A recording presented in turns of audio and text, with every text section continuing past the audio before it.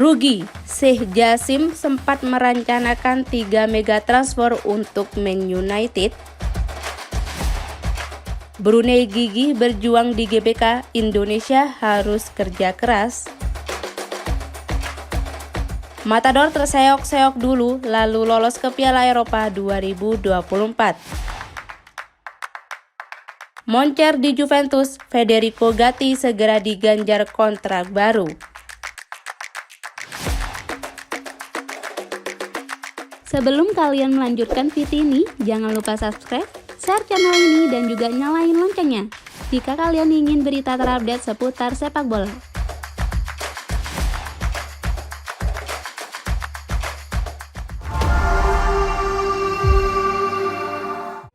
Sheikh Jassim bin Hamad Al Thani dikabarkan sempat merencanakan 3 mega transfer untuk Manchester United sebelum akhirnya batal membeli klub tersebut dari keluarga Glazer.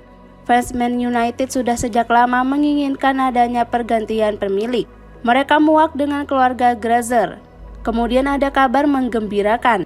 Sheikh Jassim siap membeli raksasa Premier League itu dari keluarga asal Amerika tersebut. Penawarannya sangat menggiurkan, ia siap mengambil alih semua saham MU secara tunai, melunasi semua utang dan siap memberikan investasi besar untuk belanja pemain dan pembenahan infrastruktur klub. Namun keluarga Glazer tak kunjung bersedia menerima penawaran menggiurkan tersebut. Pada akhirnya, Sheikh Jassim pun akhirnya memilih balik kanan. Ia batal membeli Manchester United. Pasalnya, Sheikh Jassim dikabarkan sudah merencanakan 3 mega transfer untuk membantu membangkitkan setan merah. Seperti yang sudah tersiar sebelumnya, Sheikh Jassim siap memboyong Kylian Mbappe dari PSG.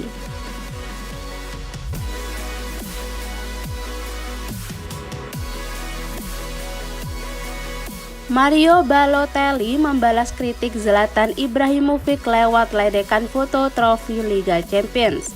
Rupanya Balotelli masih melanjutkan ledekan. Pada awalnya Ibrahimovic diminta membandingkan Balotelli yang pernah menjadi rekan satu timnya di Inter Milan pada 2007 sampai 2009 dengan bintang AC Milan Rafael Leao. Sebelum gantung sepatu pada bulan Juni 2023 lalu, Zlatan Ibrahimovic juga sempat bahu-membahu dengan Rafael Leao di skuad AC Milan. Di Manchester, kamu takut dan aku ingin menang di lapangan. Pada tahun setelah dirimu pergi, kami tetap menjuarai Liga Champions. Tapi Zlatan, I still love you. Tulis Balotelli dalam komentar itu mengakhiri dengan ucapan aku tetap cinta kamu ke Zlatan.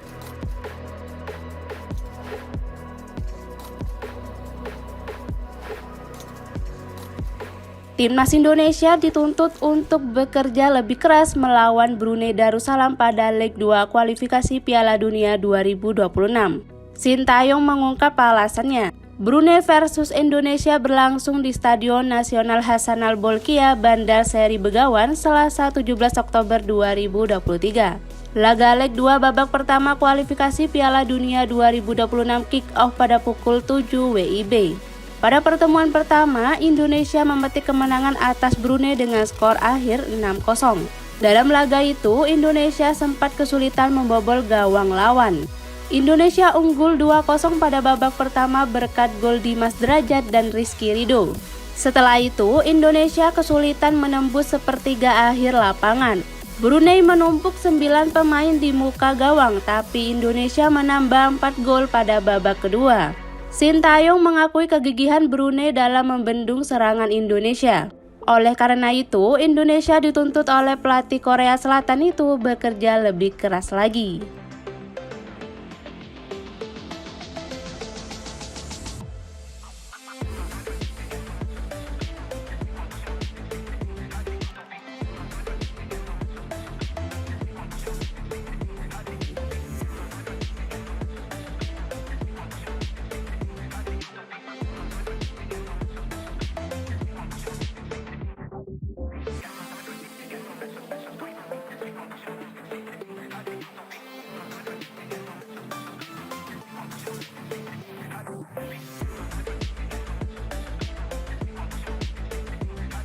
Spanyol berhasil menundukkan perlawanan alot Norwegia di matchday 8 kualifikasi Euro 2024.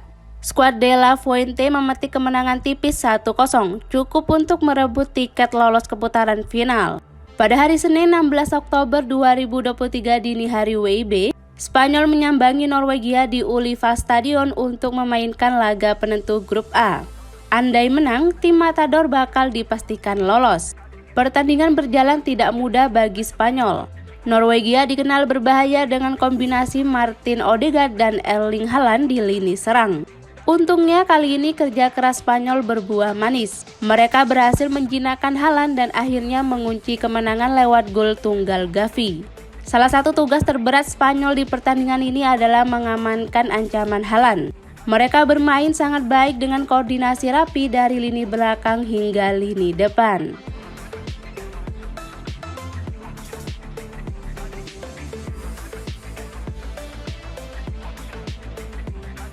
Spanyol sempat disorot di awal kualifikasi Euro 2024. Tapi La Furia Roja melaju kencang dan akhirnya bisa lolos ke Jerman. Kepastian Spanyol jadi salah satu peserta turnamen itu setelah mengalahkan Norwegia 1-0 pada laga ke-6 grup A pada hari Senin 16 Oktober 2023 dini hari WIB dengan lewat gol Gavi. Spanyol kukuh di puncak klasemen dengan 15 poin, sama dengan Skotlandia dan tak mungkin lagi dikejar Norwegia yang punya 10 poin dan 1 laga sisa. Di sela-sela kualifikasi itu, Spanyol juga di bawah De La Fuente memenangi UEFA Nations League pertama kalinya usai mengalahkan Kroasia lewat adu penalti di final. De La Fuente pun senang melihat performa anak asuhnya yang sudah mulai memahami taktik dan gaya bermainnya. Dengan tim yang solid, Spanyol berharap bisa bicara banyak di Euro 2024.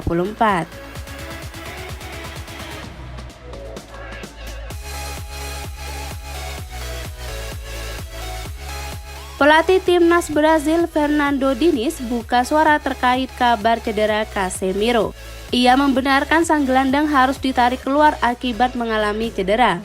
Di jeda internasional kali ini, Diniz memanggil Casemiro di timnas Brazil.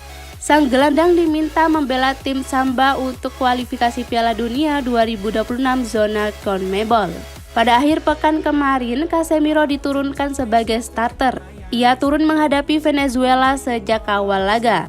Namun menjelang akhir babak kedua, ia ditarik keluar. Ia digantikan oleh Andreas. Diwawancarai Globo Esporte sesudah pertandingan, Diniz membeberkan bahwa Casemiro ditarik keluar bukan karena alasan taktikal. Ia menyebut sang gelandang mengalami cedera sehingga ia tidak bisa melanjutkan pertandingan lagi.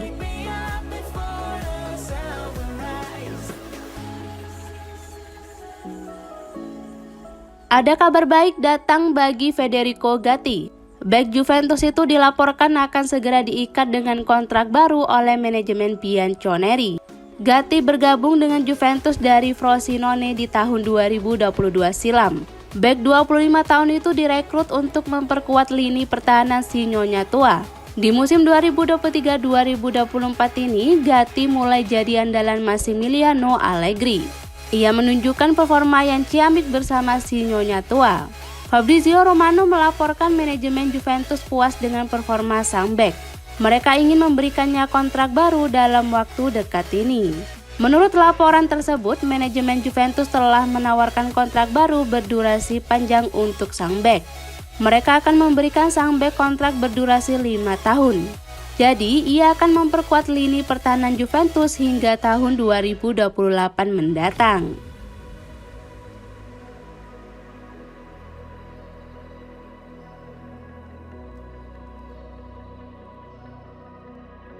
Ada rumor menarik seputar Vinicius Junior. Sang winger mengaku enggan untuk menutup karirnya di Real Madrid. Vini bergabung dengan Real Madrid di tahun 2018 silam. Ia direkrut dari klub Brazil Flamengo dengan harga yang cukup mahal pada saat itu. Investasi Real Madrid pada Vinicius berbuah manis. Sang winger kini menjelma menjadi salah satu pemain andalan di lini serang Real Madrid. Vinicius mengaku bahagia hidup di Madrid, namun ia tidak mau pensiun di sana.